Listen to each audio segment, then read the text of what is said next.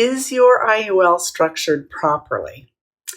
An IUL is not about the death benefit. It's about maximizing your cash accumulation. If you have an IUL illustration and you want to know if it is properly structured and optimized for the best performance, this video should make it clear. I recommend you also watch my video, Properly Structured IUL. If you would like me to structure an IUL for you, please see instructions in the description below. What is the initial death benefit? An IUL is not about the death benefit. It's about maximizing your cash accumulation, period. This is the number one most important component in an IUL. Most life insurance carriers won't go below $100,000 for an adult. That said, we want the lowest death benefit the IRS will allow. If there are any zeros in the first years of the policy's surrender values column, your IUL is not structured properly. This means if you wanted to get out of your contract in that year, you would get nothing back. A zero in year one is not unusual, depending on your age and the amount of premium, but I don't want to see any zeros. If you are contributing $400 per month or less, your initial death benefit should be no more than $100,000. Depending on your age, a $500 per month premium could also be a $100,000 initial death benefit, but could be as high as, say, $130,000. As you can see, the initial death benefit doesn't hit $1 million until you're contributing something like $5,000 per month. For a child, some carriers will go as low as $50,000 for the initial death benefit. Death benefit options. There are two death benefit options, option A, or level death benefit, and option B, or increasing death benefit. For optimum performance, you want to have the increasing death benefit option while you're contributing a premium. It is a little bit more expensive than the level death benefit option, but the level death benefit option limits how much of your premium dollars can go into the index. I see a lot of illustrations where the death benefit is level for all years. The level death benefit option can also quadruple the initial death benefit. The problem is that you cannot switch from the level to the increasing. You can only switch from increasing to level. So you want to switch to the level death benefit option when you are sure you are no longer contributing to your policy because it's less expensive. Index choices. An IUL is all about the index. I review lots of illustrations every week, and I can't tell you how many I see where the agent chose the S&P 500 index with a cap, when there are volatility control indexes available that are rebalanced daily or monthly with a high participation rate.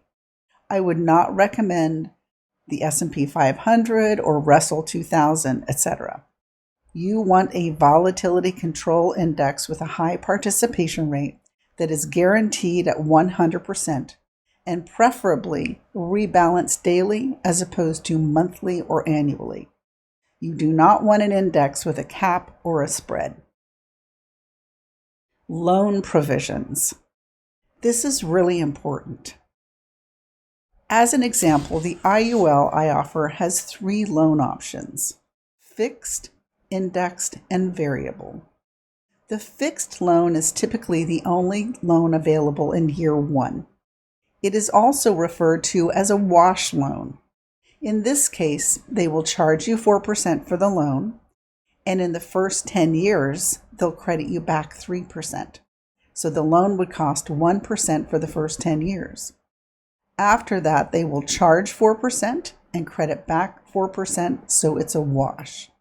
When you take a fixed loan, that loan amount comes out of your policy altogether. The difference with the index loan is that loan amount goes into the index loan account, and then you are credited interest based on the performance of that account over the past year. The index loan account is typically a blended index that is all in the stock market. So you do not want to take or keep an index loan when the stock market isn't performing well. The variable loan is based on Moody's corporate bond yield, so it is interest sensitive. In this case, right now, they are charging 4.5% for the loan and crediting back 5%. And they always credit back 0.5% more than what they charge.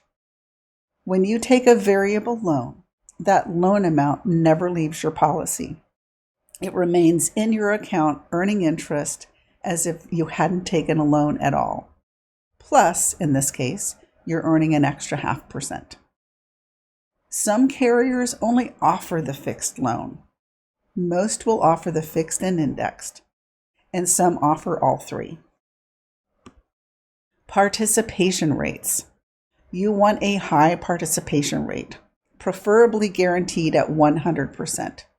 So if they ever had to lower the participation rate, it cannot go below 100%. But as you can see, Allianz, for example, only guarantees their participation rates at 5%. So if they had to lower their participation rates, you may only be credited 5% of any gains in the index. What do they guarantee above the 0% floor? Most carriers will guarantee the 0% floor, but some guarantee something above that. Allianz, for example, guarantees you 0.10%, whereas Securian guarantees you 2% interest in the worst case scenario. Costs. Some IULs are really expensive, many times more expensive than others. The same agents who structure these products for a big commission for themselves and not for their clients' maximum cash accumulation are the same agents who don't attach the charge report to the illustration. So because at least 95% of all agents are in this category, 95% of all IUL policyholders don't know how much their IUL is costing them. It should be illegal to not attach it, because if you're purchasing a product, you obviously need to know how much it costs. If you don't see anything in your illustration showing you the costs involved, do not move forward with it. These charges are based on a 45-year-old male contributing $15,000 annually for 20 years and what the expenses might look like after 30 years. But you can see how some of these products are prohibitively expensive. The IUL illustration I see most often is National Life Group. I also see a lot of illustrations where the agent took contributions for the life of the policy. Most people will contribute until they want to start receiving a tax-free retirement income. This is when the contributions should stop. When you are comparing your illustrations, the values you see in the surrender and cash values columns will likely be very different because each illustration will have a different maximum illustrated rate.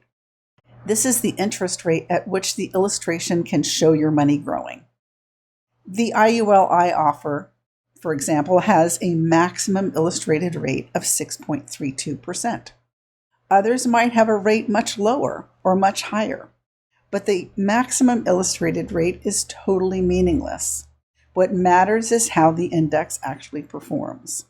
So you should request crediting histories for the indexes you're interested in. Not all IULs are created equal. Besides the importance of proper structuring, an IUL is all about the index, how it performs, what it guarantees, the loan provisions available, and the costs involved. If you already own an IUL and it is not structured properly or not maximized for best performance, here are some of the things you can do. You can call the carrier and turn off your EFT, your electronics fund transfer, so that no more premium payments will be taken out for now. Ask the carrier to lower your initial death benefit, but they'll probably only be able to lower it about 25% per year. Make a formal written complaint to the life insurance carrier, your state's Secretary of State, and your state's insurance commissioner. If you get nowhere with written complaints, you can sue the agent. This is why we're all required to have E&O or errors and omissions insurance.